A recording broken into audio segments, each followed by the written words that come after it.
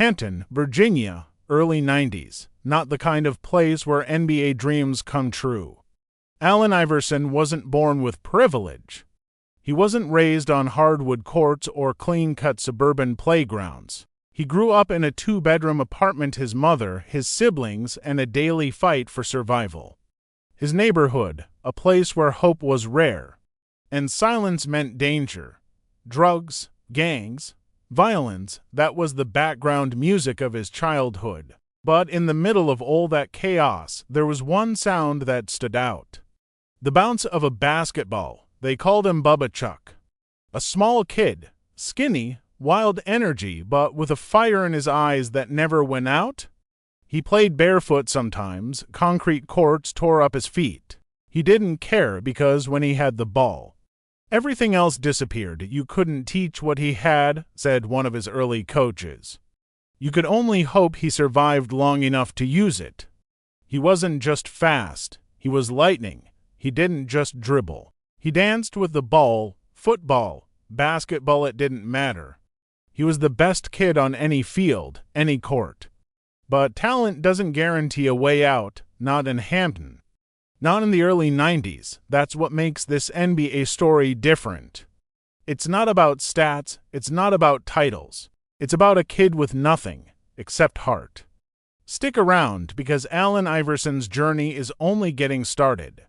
And by the end of this NBA story, you'll understand why he became a legend without ever needing a ring.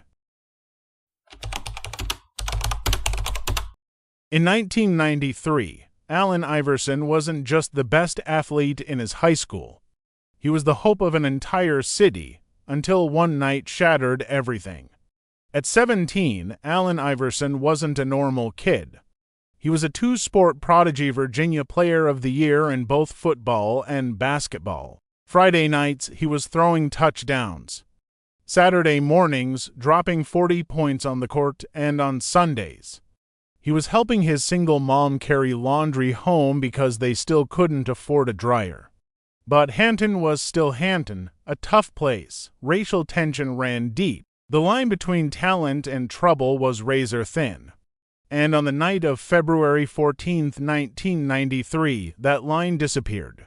A brawl broke out at Circle Lane's bowling alley. Dozens of teens, mostly black and white, clashed in a chaotic fight. Allen was there. But whether he threw a punch or tried to break it up, no one could say for sure. Yet Iverson, and only Iverson, was charged with maiming by mob, an old Jim Crow law. The footage was blurry. The evidence weak. But the sentence, 15 years. They didn't see a teenager, one journalist said. They saw a black kid with swagger, and they wanted to make an example out of him. He was jailed for 4 months in a Newport News correctional facility. For months of locked doors, lost dreams, and watching his entire life fall apart. His mother, Anne, fought every day, writing letters, calling lawyers, begging for help, but hope was fading.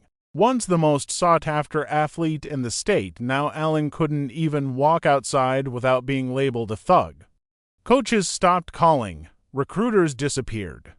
He went from future NBA star to forgotten inmate.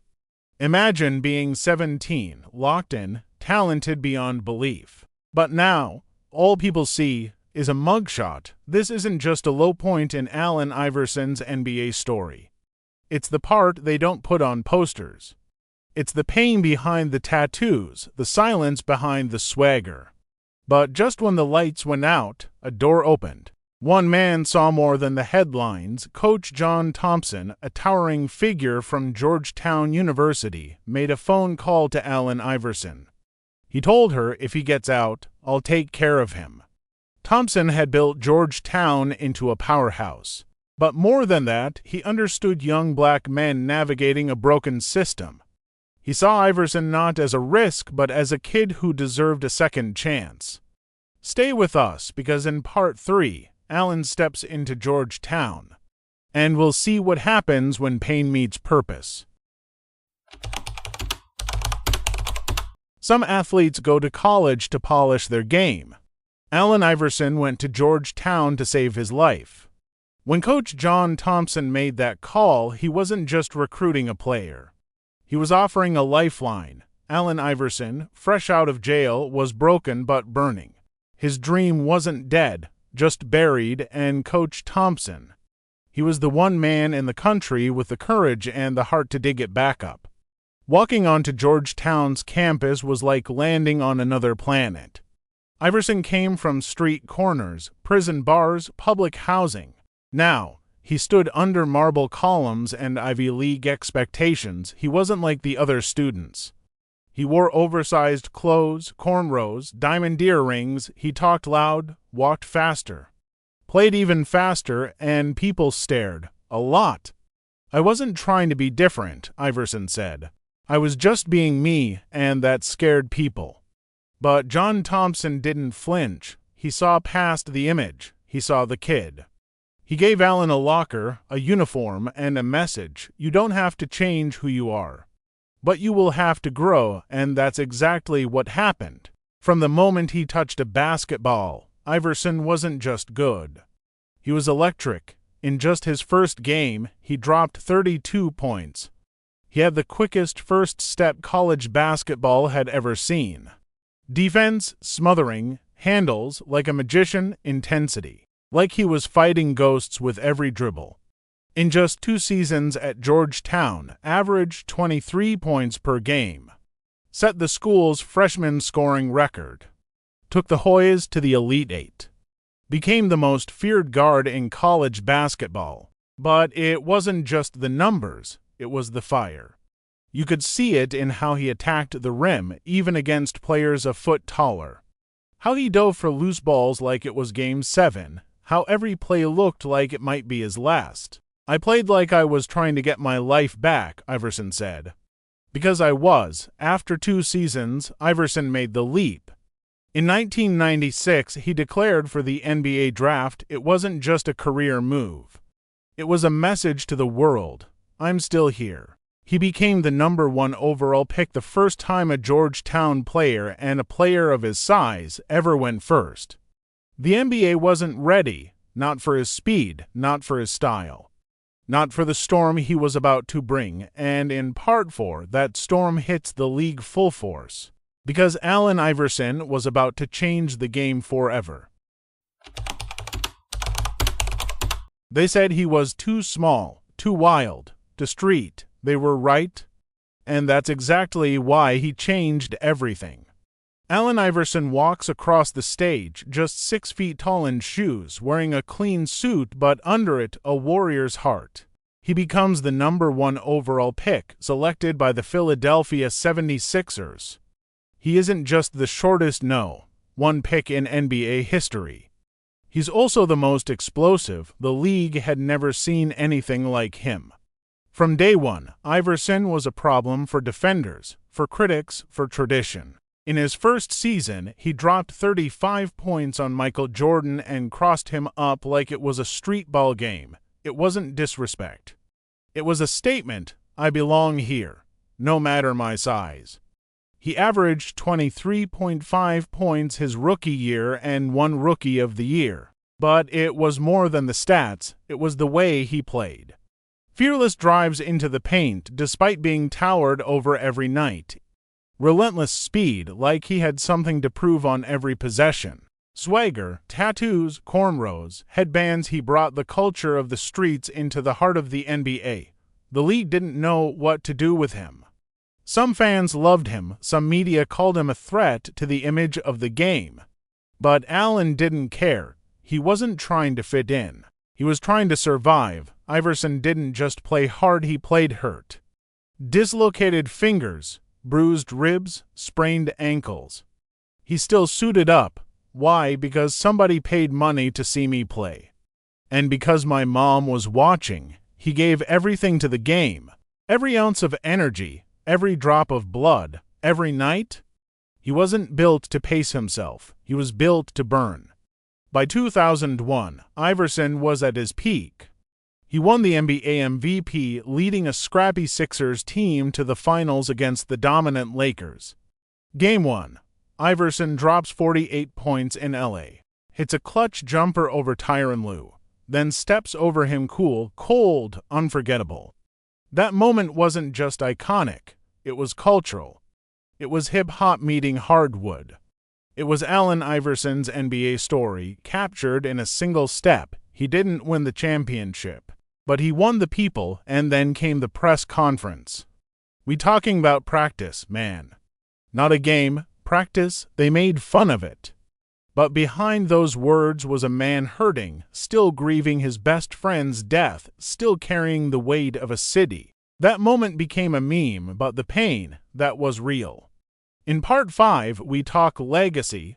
What Allen Iverson left behind wasn't just points or highlights.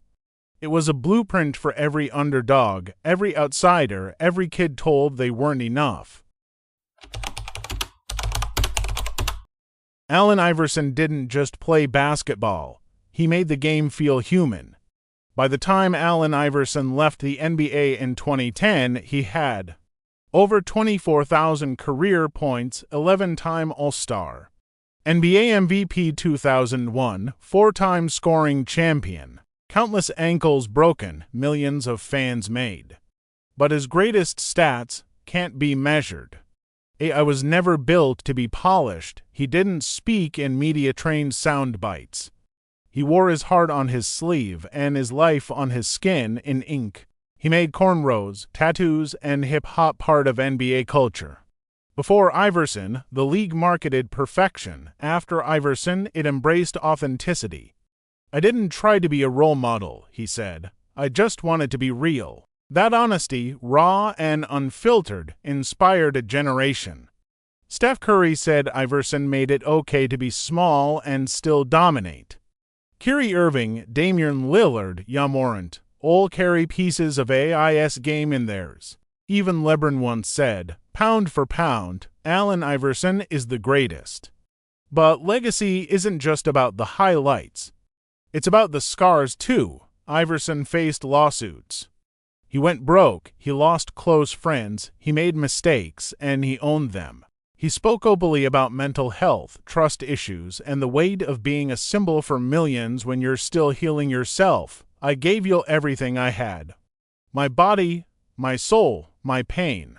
I ain't perfect, but I was always real." In 2016, Iverson was inducted into the Basketball Hall of Fame when he stood on that stage in Springfield wearing a clean suit again, this time by choice, not by rules. He cried. He thanked his mother, Coach Thompson, his fans, his teammates, even his critics. He didn't hold back because he never had. "I love y'all. I love this game. I love the struggle because it made me who I am." Allen Iverson's legacy isn't just in bronze, banners, or replays. It's in every underdog who dares to dream, every kid from the streets who doesn't talk like the world expects, every player who plays with swagger, with fire, with heart over height. AI didn't change for the game, he changed the game for everyone else. This was Allen Iverson's NBA story. Not just the rise of a legend, but the rebirth of what greatness could look like. If this story moved you, don't forget to like, share, and subscribe. Because more untold NBA stories are coming your way, stories that go beyond the court.